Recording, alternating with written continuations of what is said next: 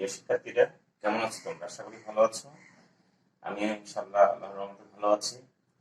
সম্প্রতি আমাদের দেশ তথা সমগ্র বিশ্বে যে করোনা ভাইরাস নামক যে মহামারী দেখা দিয়েছে, তার কারণেই আমাদের দীর্ঘ প্রায় 4 মাসের উপরে শ্রেণী কার্যক্রম বন্ধ। তো সম্প্রতি আমাদের বাংলাদেশ সরকারের মাননীয় প্রধানমন্ত্রী নির্দেশনা দিয়েছেন যে বিভিন্ন শিক্ষা প্রতিষ্ঠানে অনলাইন এর মাধ্যমে শ্রেণী কার্যক্রম তথা ক্লাস পরিচালনা করার লক্ষ্যে জন্য।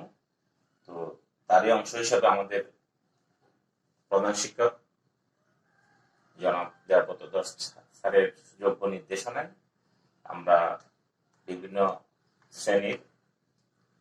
শ্রেণী পাঠদান কার্যক্রম অনলাইনের ক্লাসের মাধ্যমে পরিচালনা করার লক্ষ্যে আমরা শুরু করেছি আমাদের চট্টগ্রাম কলেজ স্কুল থেকে অনলাইন ক্লাস কার্যক্রম। তো আশা করি তোমরা সবাই ভালো আছো ইনশাআল্লাহ। আমিও আল্লাহর রহমতে ভালো আছি। আমি মোহাম্মদ ইউসুফ, সহকারী শিক্ষক, চট্টগ্রাম কলেজ স্কুল। তো আমাদের আজকের আলোচনার বিষয় প্রথমে পঞ্চম শ্রেণী বিষয় বাংলা বিষয়ের একটা অংশ আমরা ক্রিয়াপদের সাধু চলিত রূপ, এটা নিয়ে আমরা আজকে আলোচনা করব। সাধু চলিত রূপ কি, ক্রিয়াপদ কি, আর সেখান থেকে প্রশ্নগুলো আমাদের পরীক্ষায় কি ধরনের প্রশ্ন আসে সেগুলো আমরা একটু আলোচনা করব। আসি আমরা মূল আলোচনায় যাই। সবাই একটু মনোযোগ দিয়ে শুনবা, পাশাপাশি খাতা কলম নিয়ে রাখবা। আমরা যেই অনুশীলনগুলো অনুশীলন করাবো সেগুলো নিজেরা করার চেষ্টা করবো, পাশাপাশি আরো রিলেটেড আর কিছু অনুশীলন যদি তোমরা তোমাদের বই বা রেফারেন্স বই থেকে করতে পারো তাহলে আমার মনে হয় আশা করি পরীক্ষার জন্য একটা সহায়ক হবে এবং পরীক্ষা আমরা নির্ভুলভাবে উত্তর দিতে পারবো। যার আর কথা না বাড়িয়ে আমরা আসি আমাদের মূল জায়গায় চলে আসি। আমরা প্রথমে লিখেছি ক্রিয়াপদের সাধু চলিত রূপ। প্রথমে আমরা পরিচিতিটা একটু জেনে নিই, ক্রিয়াপদটা কি একটু খেয়াল করবা। ক্রিয়াপদ কি এই বিষয়টা সংজ্ঞাটা বোঝার আগে আমি একটা বাক্য লিখছি। দেখো, আমি বই পড়ি। হ্যাঁ, একটা বাক্য, এই পুরোটাকে একটা বললাম আমরা বাক্য। দেখো, এখানে আমি বই পড়ি, আমাকে কেউ একজন প্রশ্ন করলো তুমি কি করো বা আপনি কি করেন, তো আমি উত্তর দিলাম যে আমি বই পড়ি। তাহলে আমি বই পড়ি এই বাক্যের ক্রিয়াটা কি, পড়ি। তাহলে এটাকে আমরা কি বলবো, ক্রিয়াপদ। এটা কি বলবো, ক্রিয়াপদ। একটু খেয়াল করবা, অর্থাৎ ক্রিয়াপদ কি বা ক্রিয়া কি, যেই পদ দ্বারা কিছু করা বোঝায়, তাকেই আমরা বলি ক্রিয়া বা ক্রিয়াপদ। ক্রিয়া মানে যেমন আমি করি, খাই, লিখি, ঘুমাই, সাঁতার কাটি, ফুটবল খেলি, এই ধরনের যে পদটা দ্বারাই কিছু করা বোঝায় তাকে আমরা ক্রিয়াপদ বলবো। যেমন এখন ক্রিয়াপদের সংজ্ঞাটা কি বলছি আমরা, তাহলে আমি বই পড়ি, পড়াটা বলেছে একটা বাক্য, এই পুরো বাক্যের মধ্যে পড়িটা একটা ক্রিয়াপদ। এখন আমরা সংজ্ঞাকার যদি বলি কি বলবো, দেখো, বাক্যস্থিত যে পদ দ্বারা কিছু করা বোঝায় তাকে ক্রিয়াপদ বলে। হ্যাঁ, যেমন আমরা বললাম যে পদ দ্বারা কিছু করা বুঝে, আমরা বললাম যে লিখি বা করি, হ্যাঁ, বা খাই, যে কোনো একটা। তাহলে আমরা বাক্যস্থিত শব্দের অর্থ কি, বাক্যস্থিত শব্দের এই বাক্যে অবস্থিত, এই বাক্যস্থিত শব্দের অর্থ বাক্যে অবস্থিত যে পদ দ্বারা, যে পদ মানে কি, যে পদ দ্বারা কিছু করা, কোন পদ, পড়ি। তাহলে আমরা আবার বলছি ক্রিয়াপদ কি, ক্রিয়াপদের সংজ্ঞাটার ক্ষেত্রে আমরা বলবো যে বাক্যস্থিত যে পদ দ্বারা কিছু করা বুঝে তাকে ক্রিয়াপদ বলে। যেমন আমরা এখানে একটা বাক্য দিয়েছি, আরো কয়েকটি ক্রিয়াপদের উদাহরণ দিয়েছি, এগুলো আমাদের ক্রিয়াপদ। ঠিক আছে, বুঝতে পেরেছি আশা করি তোমরা। এবার আমরা আসি ক্রিয়াপদের পরে আমরা সাধু কি, সাধু রীতি বা চলিত রীতি এটা কি? আমরা বলি বাংলা ভাষার দুটি রূপ আছে। বাংলা ভাষার বলে লিখিত রূপ দুইটি। বাংলা ভাষার লিখিত রূপ কয়টি? দুইটি। একটাকে আমরা বলি সাধু, হ্যাঁ, অপরটাকে আমরা বলি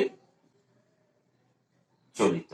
এই তাহলে বাংলা ভাষার আমাদের লিখিত রূপ দুইটি, একটাকে বললাম আমরা সাধু আর একটাকে বললাম আমরা চলিত। এখন আমরা আসি আমাদের সাধু রূপটা কি, আমরা একটু পরিচিত জানিয়ে নিব। সাধু রূপটা কি, এরপরে চলিত রূপটা কি, এটা আমরা একটু জেনে নিব। আমরা তাহলে আপাতত এটা মুছে দিচ্ছি, আমাদের এটা মূল কাজ নয়। মূল কাজ হলো আমাদের এগুলো পরিচিতিটা জানা। আসি আমরা, দেখো একটু খেয়াল করবা, যে ভাষা রীতি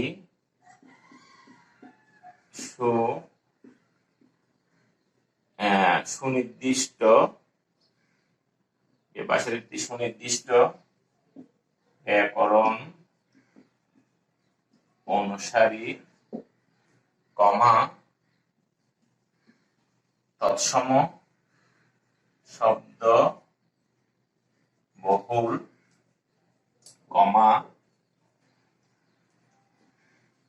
সর্বনাম, ক্রিয়া, অব্যয় পদ পূর্ণ রূপে ব্যবহৃত হয়, তাকে আমরা সাধু রীতি বলি। দেখো তাহলে আমরা একটা বিষয়, শুধু সংজ্ঞাটা আমরা মনে রাখবো, যে ভাষা রীতি সুনির্দিষ্ট ব্যাকরণ অনুসারী, তৎসম শব্দবহুল, সর্বনাম, ক্রিয়া, অব্যয়পদ পূর্ণরূপে ব্যবহৃত হয়, হ্যাঁ, তাকে সাধু রীতি বলে। এখন প্রশ্ন, স্যার এটা আমাদের কেন দরকার? কারণ আমরা যদি এই পরিচিতিটা জানি, তাহলে আমাদের এইখান থেকে যে অনুশীলন গুলো করবো সেটা আমাদের করতে সহায়ক হবে। তাহলে আমরা যেমন লিখছি, দেখো, তাহাকে, এটা একটা তাহাকে, এটা একটা সর্বনাম পদ। সর্বনাম পদ কি? পূর্ণরূপে ব্যবহৃত হলে এখানে, যেমন আমি করিয়াছি, তাহলে এটা একটা, এটাকে আমরা বলি সর্বনাম পদ। সর্বনাম, এটা পূর্ণরূপে ব্যবহৃত হয়েছে, পূর্ণ রূপে। এটা কি? এটা তাহলে আমরা বলি ক্রিয়াপদ। এটা তাও কি? পূর্ণরূপে ব্যবহৃত হয়েছে। এই আমাদের তাহলে সাধু কি, চলিত কি, আমরা বিষয়টা বুঝতে পেরেছি। আমরা এবার চলিতর দিকে যাব। সাধু রূপের উদাহরণ আমরা বলেছি যে সর্বনাম পদ বা ক্রিয়াপদ বা অব্যয়পদ কি পূর্ণরূপে ব্যবহৃত হয়। এখানে একটা বিষয় আছে, আমরা এটা বলি না অবশ্যই, এটা আমাদের এখন ব্যবহার নেই। তৎসম শব্দ বহুল, অর্থাৎ সংস্কৃত ভাষা থেকে যেসব শব্দ আমাদের বাংলা ভাষায় ব্যবহৃত হয়, সেই শব্দগুলোকে আমরা বলি তৎসম শব্দ। অর্থাৎ সাধু রীতিতে ওই যে সংস্কৃত ভাষার বা যে তৎসম শব্দগুলো ব্যবহৃত হয়, এই জন্য এটা জাস্ট লিখলাম। তাহলে আমরা আবার আসি, এটা চলিত রীতির দিকে যাচ্ছি আমরা আবার। আসো আমরা চলিত রীতি কি সেটা একটু জেনে নিয়েছি। চলিত রীতি, হ্যাঁ, আমরা আসি যে ভাষা রীতিতে, যে ভাষা রীতি সুনির্দিষ্ট ব্যাকরণ অনুসারী নয়,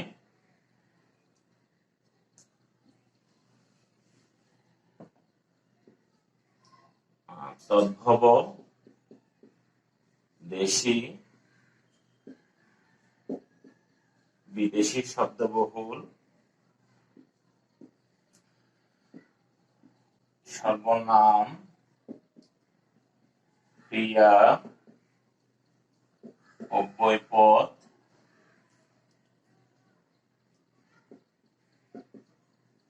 সংক্ষিপ্ত রূপে ব্যবহৃত হয়, তাকে চলিত রীতি বলে। হ্যাঁ, ঠিক আছে।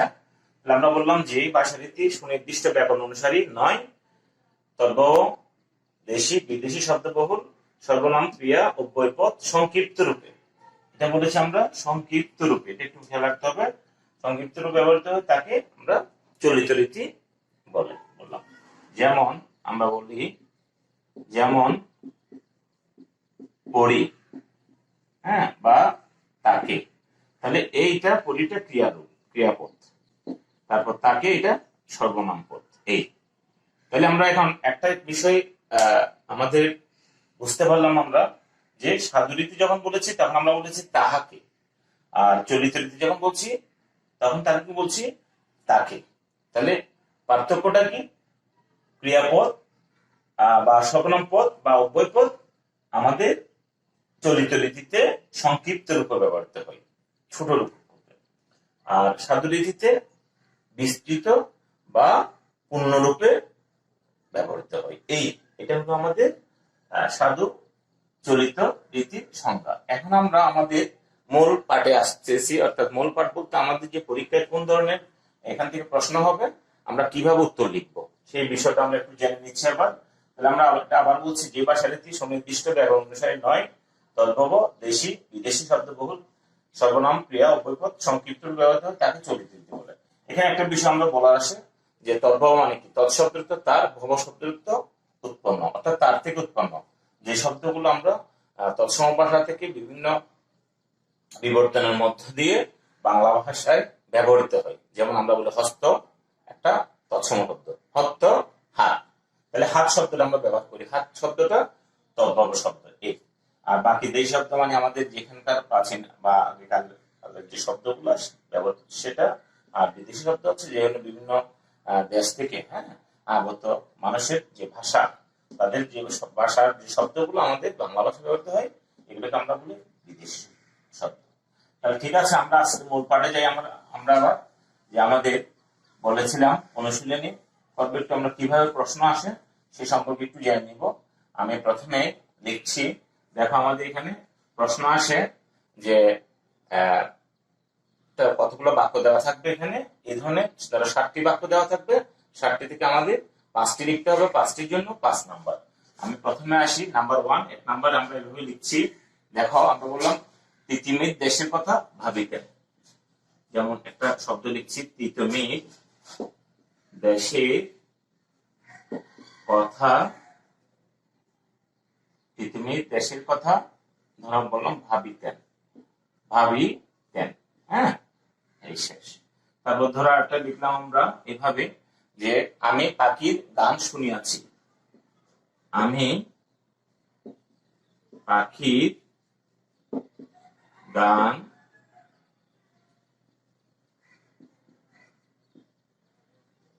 শুনিয়াছি। কেমন, ধরো এটা একটা বাক্য, এই বাক্যের মধ্যে শুনিয়াছি একটা পদ, ক্রিয়াপদ, ভাবিতেন এটা একটা ক্রিয়াপদ। ধরো এগুলো কিসে দেওয়া আছে, এখন ভাবিতেন, শুনিয়াছি, এই পদগুলো ক্রিয়াপদগুলো দীর্ঘ বা সম্পূর্ণ মানে পূর্ণরূপে দেওয়া হয়েছে, তাহলে আমরা বলতে পারি এটা সাধু রীতিতে দেওয়া আছে। তাহলে সাধু রীতিতে দেওয়া থাকলে আমরা এটা কি করব, চলিত রীতিতে রূপান্তর করব। এভাবে আমরা কয়েকটা লিখছি, যেমন আমরা বলি আমাদের মাতৃভাষা হইল বাংলা, আমাদের মাতৃভাষা, আমাদের মাতৃভাষা হইল বাংলা। দেখো যেমন হইল, এটা আমাদের ক্রিয়াপদ। তারপর ধরে এভাবে আরেকটা আমরা লিখলাম এভাবে, যে তিনি বিলেতে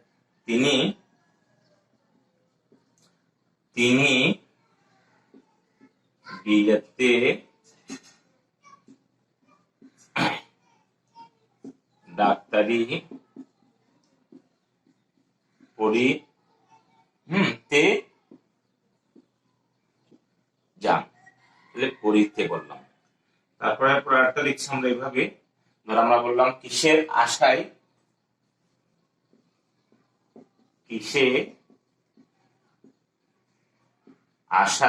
দেখো একটু বুঝার চেষ্টা করো বাক্যের মধ্যে কোনটা আমাদের দরকার, করছে তাহারা, কিসের আশায় করছে তাহারা, কেমন, তাহলে তাহারা, ধর আমরা একটা উদাহরণ লিখছি এভাবে, যে বাদশাহ সদাইলে দেখো তোমরা এগুলা জানো সবাই। বাদশাহ সুদাইলে, সুদাইলে শব্দের অর্থ হচ্ছে জিজ্ঞাসা করলে। বাদশাহ সুদাইলে শাস্ত্রের কথা, শাস্ত্রের কথা শোনাবো অনর্গল, অনর্গল। তাহলে দেখো এখানে সুদাইলে দেওয়া আছে, সুদাইলে। তাহলে আমরা 1 2 3 4 5 6, হ্যাঁ, এইভাবে দেওয়া থাকবে আমাদের। এইভাবে কয়টা দেওয়া থাকবে? 7টা। যেমন আরেকটা লিখছি 6, তিনি সারা রাত তিনি সারা রাত ঘুমাইতেছিলেন। আমরা জাস্ট উদাহরণ নম্বরটাই বলছি, ঘুমাইতে ছিলেন, তিনি সারা রাত ঘুমাইতেছিলেন। আচ্ছা, আমরা এখন লিখলাম তাহলে ঘুমাইতেছিলেন এই। তাহলে আমরা দেখো এখানে কয়েকটা আমরা বাক্য দিয়েছি আমাদের পরীক্ষায়। এরকম কয়টা বাক্য থাকবে? 7টি। তো এরকম 7টি বাক্য থাকবে। ধরো 7টির মধ্যে আমাদের 5টি লিখতে হবে। 7টির মধ্যে আমাদের কয়টা লিখতে হবে? 5টি। 5টির জন্য আমরা নাম্বার পাবো 5। ঠিক আছে, 5টির জন্য আমাদের কত নাম্বার?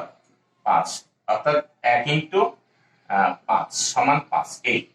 তাহলে আমরা দেখো পরীক্ষায় আমাদের এভাবে আসলো, তুমি দেশের কথা ভাবিতেন। তাহলে আমরা পুরো বাক্যটা লিখতে পারি, বা উত্তরে পুরো বাক্যটা না লিখে অথবা এটাও করতে পারি যে আমাদের পুরো বাক্যটা যদি নাও লিখি, আমরা শুধু মূল উত্তরটা লিখতে পারি। আমি একটা নমুনা দেখা দিচ্ছি। যেমন এটার উত্তরটা কি লিখবো আমরা পরীক্ষার খাতায়? আমরা এভাবে দিয়ে লিখবো, ধরো উত্তর লিখবো, উত্তর। এবার ধরো লিখলাম ক। তাহলে তিতুমির দেশের কথা ভাবতেন। আমি এখানে লিখছি তিতুমির। দেখো উত্তরটা কিভাবে লিখবো? তিতুমির দেশের কথা ভাবিতেন। ভাবিতেনটা কি হবে? ভাবতেন। তাহলে এটা কি হলো? এটা ক্রিয়াপদ। তাহলে এটা ছিল সাধুরীতি। খেয়াল করো, আমাদের পরীক্ষায় দেওয়া থাকবে এটা সাধু। তাহলে আমরা এটা কিসে লিখলাম? এখন চলিত রীতিতে লিখলাম। এই উত্তরটা আমরা এক বাক্যে লিখবো, তিনি দেশের কথা কি করতেন? ভাবতেন। তো অনুরূপ ভাবে আমরা বাকিগুলো একটু লিখি। এরপরে ধরো আমরা এটা বললাম, এটা মুছে এখন পরেরটা লিখছি আমরা। যেমন তিনি ভাবতেন। ধরো আমরা যদি খ নাম্বার বলি, এভাবে আমরা উপরে নিচে লিখবো। আমি বোর্ড ছড়ে বিদায় হয়তো পাশাপাশি লিখছি, আমরা উপরে নিচে লিখবো। যেহেতু আমরা প্রশ্ন আমাদের আছে, প্রশ্ন দেওয়ার দরকার নেই, প্রশ্ন লেখার দরকার নেই। যেমন এটা আমার পরীক্ষা আসছে, ধরো এই প্রশ্নটা এভাবে আসছে, আমি শুধু উত্তর দিয়ে এইভাবে লিখবো। আমি আবার বলছি, দেখো এই প্রশ্নটা মনে হয় আমার পরীক্ষায় আসছে যে আমি পাখির গান শুনিয়াছি, আমি পাখির গান শুনিয়াছি। তাহলে আমরা শুধু উত্তর দিয়ে এইভাবে লিখবো। দেখো উত্তর দিলাম, ধরো খ লিখলাম, খ দিকে লিখবো যে আমি, প্রশ্ন আমাদের লেখার দরকার নেই, আমি পাখির গান শুনেছি, শেষ। তাহলে শুধু এটা এভাবে ডাক দিব আর কাম দিব, শেষ। তাহলে এটা হলো কি আমার উত্তর। অর্থাৎ এটার প্রশ্নটা আমার, যেহেতু প্রশ্ন আছে আমি পরীক্ষায় শুধুমাত্র মূল উত্তরটা, উত্তরযুক্ত বাক্যটা লিখবো। অনুরূপ ভাবে আমরা যেমন হইলটা কি লিখবো? আমরা হইলটা কি লিখবো? হলো। তাহলে আমরা বলবো হলো, হলো লিখে বা আনসার আন্ডারলাইন করবো, পুরা বাক্যটা লিখবো। অর্থাৎ এটার মতো আমাদের মাতৃভাষা হলো বাংলা, এভাবে লিখবো। তারপর ঘ নম্বর দেখো, যেমন তিনি বিলেতে ডাক্তারি পড়িতে যান। তাহলে পড়িতেটা কি বলবো আমরা? দেখো পড়তে। তাহলে উত্তরটা আমরা কি লিখবো? তিনি বিলেতে ডাক্তারি পড়তে যান। অর্থাৎ আমাদের এটাতে প্রশ্ন দেওয়াই আছে, আমরা প্রশ্নগুলো লিখবো না। আমরা শুধুমাত্র কি করব, যে ধরো গ বা গ মনে করো আমরা বললাম, গ লিখে আমরা লিখবো আমাদের মাতৃভাষা হলো বাংলা, শেষ। তারপরে এইভাবে সেম, আমরা বললাম কিসের আশায় করছে তাহারা। তাহলে তাহারাটাকে আমরা সঠিক উত্তর দিয়ে যখন লিখবো তখন লিখবো তারা। তাহলে এই যে এই জিনিসগুলা, এগুলো কি রূপ বলি আমরা? চলিত রূপ। এগুলো কি বলবো? চলিত রূপ। হ্যাঁ, বা চলিত রূপ থাকলে সাধু লিখবো। সাধারণত আমাদের পরীক্ষায় সাধুরীতিতে দেওয়া থাকে ক্রিয়াপদের আমরা চলিত রূপ আমাদের লিখতে হয়। এই বিষয়টা একটু আমাদের খেয়াল করতে হবে। যেমন বাদশাহ শুধাইলে শাস্ত্রের কথা শোনাবো অনর্গল। অনর্গল মানে সারাক্ষণ। তাহলে বলা হচ্ছে এরপর শুধাইলে শব্দ অর্থ জিজ্ঞাসা করলে। হ্যাঁ, তাহলে শুধাইলে শব্দ অর্থ কি বলবো আমরা? তাহলে এটাকে শুধাইলেটা বলবো সুদালে। সুদালে, দেখো সুদালেটা হবে সুদালে। সুদালে শব্দ অর্থ কি বলেছি? জিজ্ঞাসা করলে। বা তিনি সারা রাত ঘুমাইতেছিলেন, যেমন এটাকে আমরা কি বলবো? তাহলে ঘুমাচ্ছিলেন, ঘুমাচ্ছিলেন। তাহলে এই যে এটা কি রূপ? আমরা এটাকে চলিত রূপ দিই। এটাকে কি বলি আমরা? চলিত রূপ। কিসের চলিত রূপ? ক্রিয়াপদের চলিত রূপ। তাহলে আমাদের আজকে যে আলোচনার বিষয় আমাদের ছিল, যে আমাদের প্রশ্ন এখানে দেখা থাকবে যে নিচে ব্যবহৃত ক্রিয়াপদের চলিত রূপ লিখো, অথবা নিচে বাক্যে ব্যবহৃত, এখানে এভাবে লেখা থাকবে নিচে বাক্যে ব্যবহৃত। আমি এখানে আবার দেখা যাচ্ছি এটা, নিচে বাক্যে ব্যবহৃত ক্রিয়াপদের চলিত রূপ লিখো। তাহলে আমাদের প্রশ্ন থাকবে এভাবে, খেয়াল করো তোমরা, নিচে বাক্যে ব্যবহৃত ক্রিয়াপদের, এভাবে থাকবে, ক্রিয়াপদের চলিত রূপ লিখো, চলিত রূপ লিখো। হ্যাঁ, ধরো এইভাবে দিলাম যে কোনো 5টি। তাহলে আমাদের প্রশ্নের নমুনাটা কি বললাম আমরা? নিচে বাক্যে ব্যবহৃত ক্রিয়াপদের চলিত রূপ লিখো। ধরো আমরা বললাম যে আমি পাখির গান শুনিয়াছি। এটা হলো আমাদের সাধুরীতি। তাহলে এটা কি রীতি? সাধুরীতি। তাহলে আমরা উত্তর কি লিখবো? এটা আমি পাখির গান শুনেছি, তাহলে এটা হলো চলিত রীতি। হ্যাঁ, ঠিক আছে। তাহলে এখন আমরা যে পরীক্ষার উত্তর লেখার সময় খেয়াল রাখবো, প্রশ্নটা বুঝবো, প্রশ্নের মধ্যে আমার নির্দেশনার মধ্যে কি দেওয়া আছে। ধরো আমরা এখানে 7টা দেখেছি, আমরা পরীক্ষায় লিখবো 5টা। কেন? একটা নাম্বার, 5টাতে 5 নাম্বার। তাহলে আমাদের এটা একটা অংশ আছে ব্যাকরণ অংশ থেকে, আর একটা অংশ আছে আমাদের ওই যে ক্রিয়ার কাল, বর্তমান, অতীত বা ভবিষ্যৎ, অতীত, বর্তমান, ভবিষ্যৎ, এইভাবে একটা আছে প্রশ্নের কাঠামো আছে 5 নাম্বারের। আমরা হয়তো আরেকটা ক্লাসে সেটা করব। এখন তোমরা এইভাবে করে দেখো, যে কাজটা করবো, যে কিছু কাজ দিচ্ছে আমি, তাহলে আমাদের সুবিধা হবে। 10টি বাক্য ব্যবহার করে সাধু থেকে চলিত রূপ দেখাও। ধর এটা আমরা বললাম বাড়ির কাজ। আমি প্রথমেই বলেছি যে বাড়ির কাজগুলো আমরা যদি এভাবে প্র্যাকটিস করি, মনে করো এই প্রশ্নটা আমরা এভাবে প্র্যাকটিস যদি করতে থাকি, তাহলে একটা একটা করে আমরা পারবো। আমরা বললাম 10টি বাক্য ব্যবহার করে সাধু থেকে চলিত রূপ দেখাও। এটা হলো বাড়ির কাজ। তোমরা চেষ্টা করবে যে এই একটা খাতায় এইভাবে আমরা যেভাবে বলেছি, প্রথমে প্রশ্ন তৈরি করবা, তারপর একটার পর একটা উত্তরগুলো লিখে রাখবা। তো আজকে আমরা আর খুব বেশি আগাবো না, আমাদের প্রায় শেষ প্রান্তে। আমরা তাহলে আজকে আলোচনা করেছি ক্রিয়াপদের পরিচিতি, সাধু, চলিত। তারপর আমাদের পরীক্ষায় কি ধরনের বাক্য আসে সেই বাক্যগুলো নিয়ে আমরা আলোচনা করেছি। তো আশা করি এই ক্লাসটার মধ্যে দিয়ে তোমাদের পড়াশোনা একটু মনোযোগী হবে। পাশাপাশি আমরা যে বাড়ির কাজ বলেছি, এই বাড়ির কাজটা দিয়েছি, এটা আমরা যখন স্কুল করবে তখন আমরা আমাদের বাড়ির কাজটা আমরা দেখবো। তোমরা সবাই প্রত্যেকে বাড়ির কাজটা করে রাখবা। হ্যাঁ, এটা হইতে পারে স্যার আপনি 10টা দিয়েছেন, আমি 5টা করেছি বা 7টা করেছি, অসুবিধা নেই। তুমি 8টা করেছো, কোনো সমস্যা নেই। তুমি যতটুকু পারো ততটুকু করো, কিন্তু তুমি তোমার জায়গায় যদি সৎ থাকো যে আমি চেষ্টা করেছি, আমি বলবো তুমি অর্ধেক এগিয়ে যাচ্ছ। অর্থাৎ আমাদের মধ্যে এই যে প্রবণতাটা যে আমাকে করতে হবে, হ্যাঁ আমাকে করতে হবে বা আমি করব, এই আগ্রহটাই তোমাকে কিন্তু হাঁটি হাঁটি পা পা করে অনেক দূর এগিয়ে নিয়ে যাবে। এই অভ্যাসটা আমাদের রাখতে হবে। আমরা ক্লাসও বলেছি, কয়েকটা আমরা যখন ক্লাস ছিল তখন আমরা ক্লাস তোমাদের করিয়েছি বা তোমরা জানো। তো আমরা চেষ্টা করব বাসায় এটাকে অনুসরণ করে আমরা এই সংজ্ঞাগুলো একটু আবার রিপিট করব বাসায়, যার যার খাতার মধ্যে। এরপরে এই 10টা বাক্য তৈরি করে সাধু থেকে আমরা চলিত রূপ দেখাবো আন্ডারলাইন করে করে। তো ঠিক আছে প্রিয় শিক্ষার্থীরা, তোমরা ভালো থাকো। সবাই ভালো থাকবে ইনশাল্লাহ, এবং পরিষ্কার পরিচ্ছন্ন থাকবা, আর নিজের শরীরের প্রতি যত্ন নিবা। হ্যাঁ, ঠিক আছে। তাহলে আমাদের নেক্সট ক্লাস আশা করি আমরা অন্য একটা টপিক্স এর উপর নিব। সেটা হতে পারে ইয়ার কালের অতীত, বর্তমান, ভবিষ্যৎ রূপ, এটার উপর হতে পারে। তাহলে আজকে আমরা 5 নম্বরের একটা প্রশ্ন সম্পর্ক কিভাবে হয় তার একটা ধারণা দিয়েছি। এভাবে আমরা চেষ্টা করবো ধারাবাহিকভাবে কিছু কিছু ক্লাস আমরা অনলাইনের মাধ্যমে দিতে। তো তোমরা বাসায় এখন থেকে নিয়মিত এই ক্লাসগুলো একটু দেখবা এবং কাজগুলো করবা, তাহলে ইনশাল্লাহ আমাদের পরীক্ষায় খুব সমস্যা বা ব্যাক পেতে হবে না। ঠিক আছে। তো ধন্যবাদ সবাইকে। আল্লাহ হাফেজ।